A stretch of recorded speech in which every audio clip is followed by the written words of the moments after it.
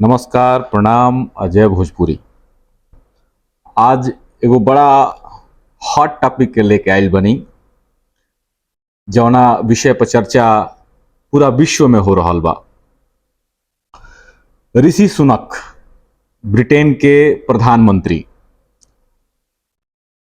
भारत में इस समय यह विषय पर बहुत जोरदार चर्चा चल रहल बा। भारतीय मूल के हवे, हिंदू धर्म से बाड़े। अब बहुत सारा ऐसन चीज उनका बारे में शेयर हो रहल बा, जौना के लोग एक तरह से भारत के गौरव के रूप में देख रहल बा। शशि थरूर लेखा लोग जौन बा, 75 साल पहले के जौन गुलाम भारत के स्थिति रहे, गुलाम भारत पर ब्रिटेन के कब्जा रहे, ओ से जोड़ के ये 75 साल बाद के देख रहल बड़े। तो ये सब बातचीत चल रहल बाटे। केहू ऋषि शब्द पर विवेचना कर रहल बा, तो केहू सुनक शब्द पर विवेचना कर रहल बा, तो अलग अलग विवेचना ऋषि सुनक के हो रहल बा। हम तनी यही से जुड़त कुछ अलग मुद्दन के रउआ सबके सोझा लेके आवे के आज कोशिश करत तानी, जौन की ऋषि सुनक से तो जुड़ल बढ़ले बा, संगे संगे कुछ और जानकारी रउआ सबके दिही। असल में Mauritius, Guyana, Suriname, Ireland, Portugal, Fiji, Trinidad and Tobago ऐसन और कई गो देशन में भारतीय मूल के लोगन के हाथ में सत्ता रहल बा। चाहे राष्ट्रपति होखे, चाहे प्रधानमंत्री होखे, चाहे वो जाके जौन भी सबसे बड़ पद होखे, तो कहीं ना कहीं यह देशन में जौन बा भारतीय मूल के, चाहे 2 पीढ़ी पहले, 3 पीढ़ी पहले, चाहे 1 पीढ़ी पहले जे लोग गइल बा, वो लोगन के शासन रहल बा।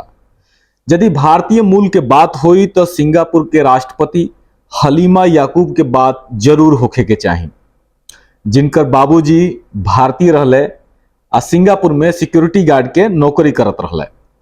मलेशियन महिला से शादी कैले आ हलीमा याकूब सिंगापुर यूनिवर्सिटी से वकालत के पढ़ाई कैले रहली। वो सिंगापुर के पहला महिला राष्ट्रपति है। यही सूची में अमेरिका के वर्तमान उपराष्ट्रपति कमला हैरिस के चर्चा तो होखबे करी। सब लोग बहुत बात कैले रहे जौना घड़ी कमला हैरिस उपराष्ट्रपति बना रही।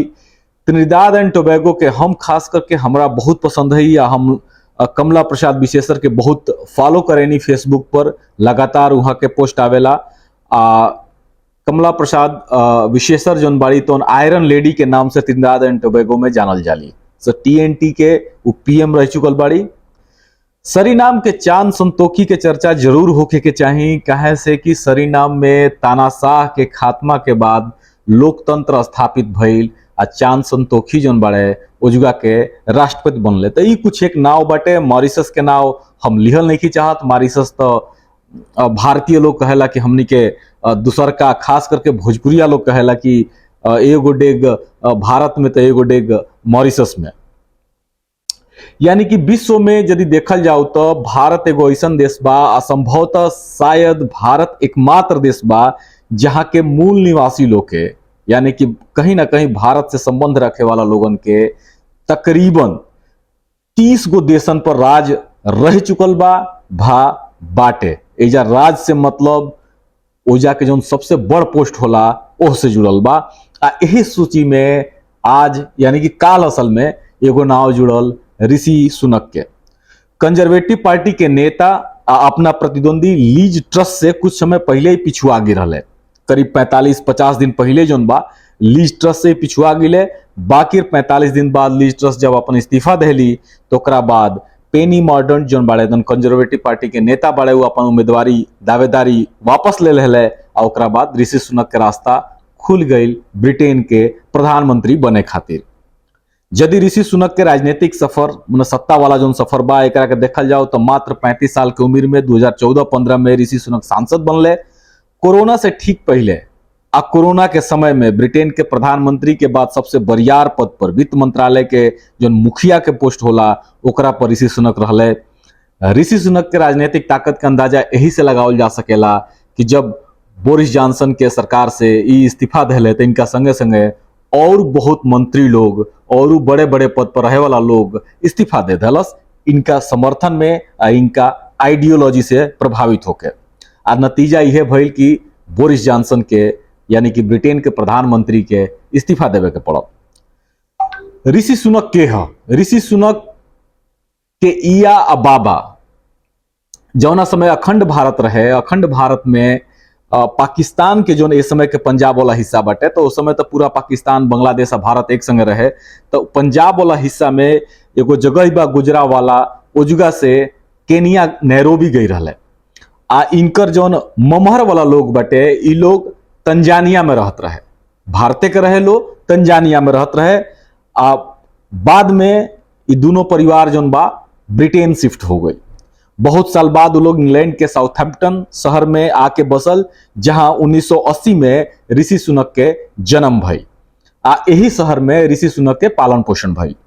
वैदिक सोसाइटी टेम्पल साउथहैम्पटन से जुड़ल ऋषि सुनक के परिवार के एक मंदिर के निर्माण में, वो एगो बहुत बड़हन मंदिर बाटे। ऋषि सुनक के जौन शुरुआती समय बाटे वही मंदिर के आसपास, वही मंदिर के प्रांगण में बीतल बाटे। तो ए वजह से ई भारतीय रीति रिवाज खास करके हिंदू धर्म के जो मान्यता बाटे वो से बहुत क्लोजली जुड़ल रहले। ऋषि सुनक के परिवार वो मंदिर के बनावे में काफी योगदान के लिए रहे। वर्तमान समय में ऋषि सुनक के जो परिवार बाटे तो इंग्लैंड के 250-300 जो अमीर लोगन के सूची बाटे ओह में आवेला। ऋषि सुनक के बाबूजी यशवीर सुनक डॉक्टर हवे, माई उषा सुनक कुछ समय पहले ले केमिस्ट के दुकान चलावत रही हटे। आई वही शहर में साउथहैम्पटन में ये लोग रहेला।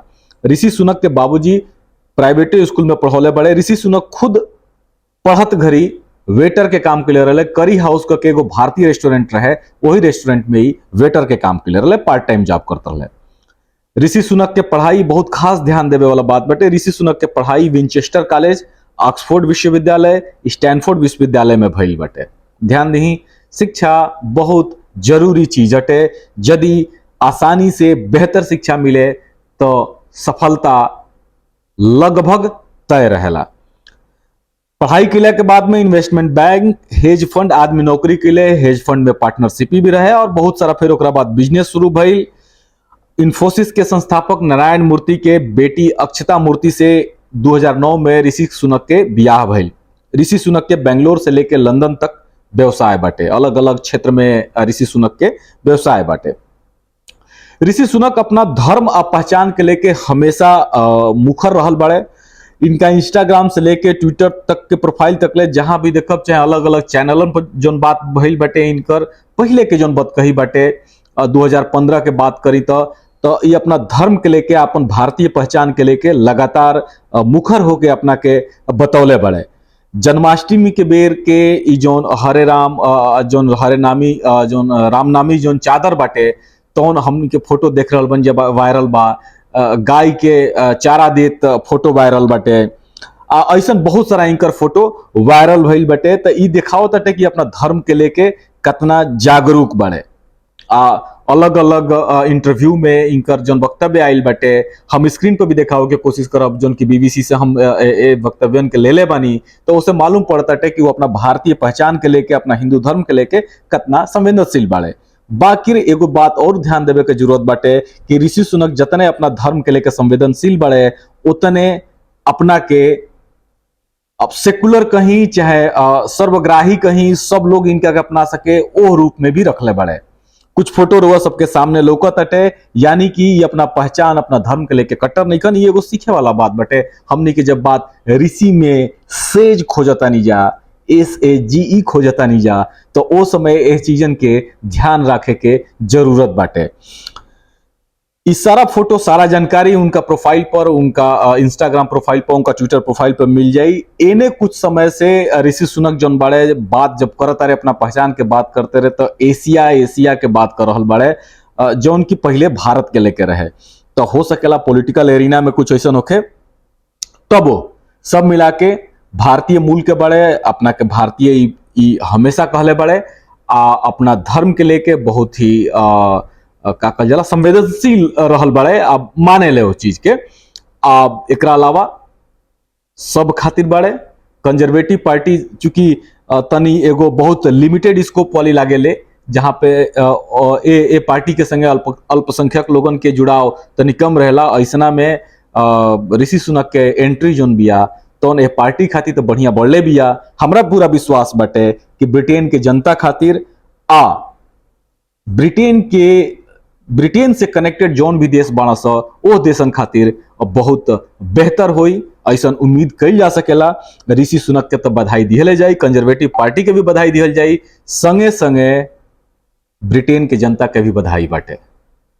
बहुत ही मेच्योर जना के परिपक्व